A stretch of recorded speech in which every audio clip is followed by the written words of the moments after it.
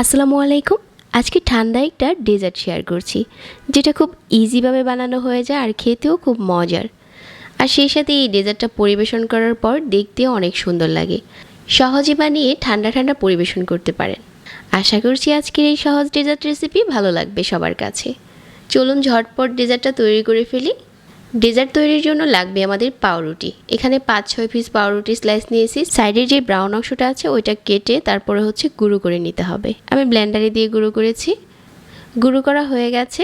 তারপর ডেজার্টটা তৈরি করে নিচ্ছি। চুলায় একটা প্যান বসিয়ে 2 কাপ নিয়ে নিচ্ছি লিকুইড মিল্ক, হাফ কাপ দিয়ে দিচ্ছি চিনি, আর হাফ কাপ নিয়ে নিচ্ছি পাউডার মিল্ক। তারপর এখানে কিছু আস্ত গরম মশলা দিয়ে দিচ্ছি, আর 1/4 চা চামচ দিয়ে দিচ্ছি লবণ। মিষ্টি খাবারে লবণটা দিলে টেস্ট বেড়ে যায়। আমি এখানে হাফ কাপ চিনি দিয়েছি, তবে ডেজার্টটা কেউ মিষ্টি করতে চাইলে চিনিটা আর একটু বেশিও নিতে পারেন। তারপর অল্প আঁচে জাল করতে হবে। চুলার আঁচ মাঝারি রেখে কিছুক্ষণ ফুটিয়ে জাল করে নিতে হবে।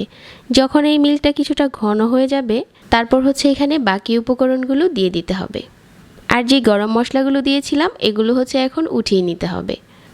তো এখন অল্প অল্প করে পাউরুটির গুঁড়োগুলো দিতে হবে, আর আরেক হাত দিয়ে মিশিয়ে নিতে হবে। আর এই সময় চুলার আঁচটাকে মাঝারি রাখতে হবে। খুব বেশি আঁচে মেশাতে গেলে কিন্তু এগুলো গুটি বেঁধে যাবে। অল্প আঁচে মিশিয়ে নিতে হবে আর অনবরত নেড়ে নিতে হবে।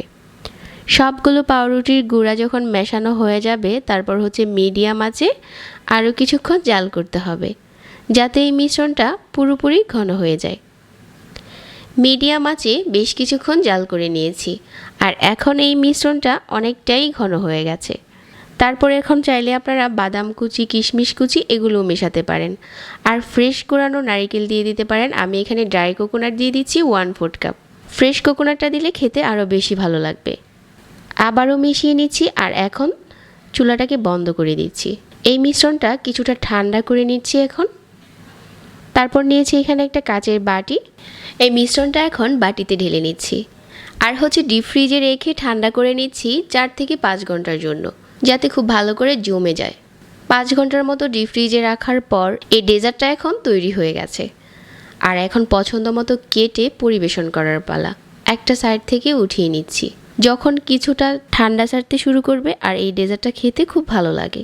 বাটিটা ডিপ ফ্রিজ থেকে বের করে তারপর পছন্দ মতো কেটে নিতে হবে।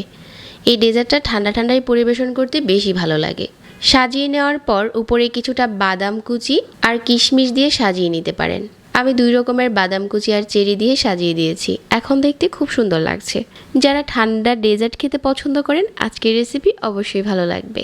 আমার রেসিপিগুলো ভালো লাগলে লাইক, কমেন্ট আর শেয়ার করতে ভুলবেন না। সেই সাথে চ্যানেল সাবস্ক্রাইব করে রাখবেন। আজকে এখানেই বিদায় নিচ্ছি। আল্লাহ হাফেজ।